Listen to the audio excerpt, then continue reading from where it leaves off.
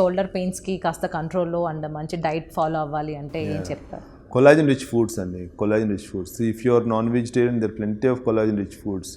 Vegetarians కూడా ఉంటాయి collagen rich foods. Non vegetarian అంటే bone soup, any non vegetarian health food has got significant amount of collagen. అవి తీసుకుంటే మనకు కొంచెం హెల్దీ ఉంటుంది అనమాట.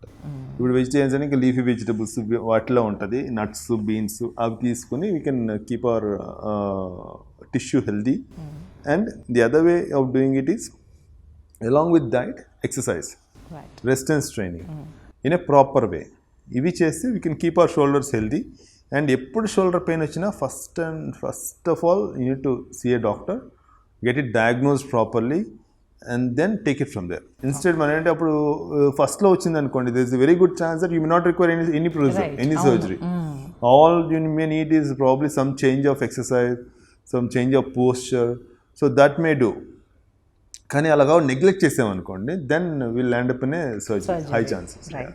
డాక్టర్ గారు, ఒకవేళ మీరు అన్నట్టు ఇప్పుడు షోల్డర్ పెయిన్గా నెగ్లెక్ట్ చేసే వాళ్ళు చాలా మంది ఉన్నారు. అఫ్ కోర్స్ టాబ్లెట్స్ తోటి క్యూర్ చేసుకుందాం అనుకున్నారు. సో ఫర్దర్గా వాళ్ళు ఎదుర్కొనే సమస్యలు ఏ విధంగా ఉండబోతున్నాయి అంటే? సో ఇప్పుడు మనం షోల్డర్ పెయిన్ నెగ్లెక్ట్ చేసామనుకోండి, సో ఫర్ ఎగ్జాంపుల్ ఇప్పుడు కఫ్ టేర్ ఉంది, రొటేటర్ కఫ్ టేర్, ఆ కఫ్ మజిల్ అనేది చిరిగింది. సో చిరిగినప్పుడు దాన్ని నెగ్లెక్ట్ చేసే కొద్దీ ఏమవుతుందంటే ఆ కఫ్ ఇలా రిట్రాక్ట్ అవుతా వెళ్ళిపోద్ది అనమాట. సో కఫ్ చిరగంగానే ఫస్ట్ ఇక్కడ ఉంటుంది, 1 month చేశారు ఇలా ఇక్కడికి వెళ్తుంది, 2 months, 3 months, 4 months, 1 year వెళ్ళిపోతూ ఉంటుంది. ఎందుకంటే ఇక్కడ మజిల్ కంట్రాక్ట్ అవుతూ ఉంటుంది అనమాట. సో మనం రిపేర్ చేసినప్పుడు అదేమవుతుందంటే కొంచెం టెన్షన్తో వస్తుంది repair. So rubber band pull చేసి పెట్టినట్టు ఉంటుంది అనమాట. సో రబ్బర్ బ్యాండ్ పుల్ చేసి పెడితే chances of failure will be 30 to 40%. So ఫస్ట్లో మనకు 100% సక్సెస్ఫుల్ అయిపోయే సర్జరీ కాస్త 30% ఫెయిల్యూర్ రేట్ అయ్యే సర్జరీ లాగా అయిపోతుంది అనమాట. సో అందుకని ఎప్పుడు మనం నెగ్లెక్ట్ చేయకూడదు. సో సంథింగ్ లైక్ ఇప్పుడు ఇన్స్టెబిలిటీ, షోల్డర్ డిస్లొకేట్ అవుతుంది multiple times.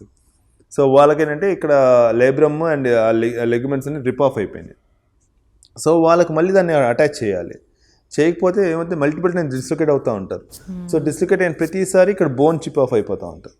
So bone chip of అయిపోయిందంటే మళ్ళీ వాళ్ళకి సింపుల్ రిపేర్, లేబ్రమ్ రిపేర్ కాకుండా ఇక్కడ బోనీ ప్రొసీజర్ కూడా చేయాల్సి ఉంటుంది. సో అవన్నీ అంటే జస్ట్ మేకింగ్ థింగ్స్ కాంప్లెక్స్ అన్నట్టు.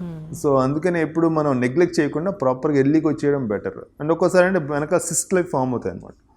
ఫామ్ అయ్యి అక్కడ నర్వ్ని కంప్రెస్ చేస్తూ ఉంటుంది.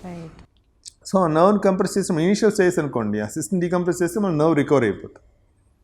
బాగా నెగ్లెక్ట్ చేసామనుకోండి, మజిల్ అట్రోఫీ అన్నీ అయిపోయి ఫ్యాటీ ఇన్ఫిల్ట్రేషన్ అదే వచ్చి రికవరీ కష్టం, బాగోదు అనమాట. సో అందుకని ఎర్లీగా కలిసి డయాగ్నోస్ చేసుకుని దాని తర్వాత you can take a call how to manage it అని.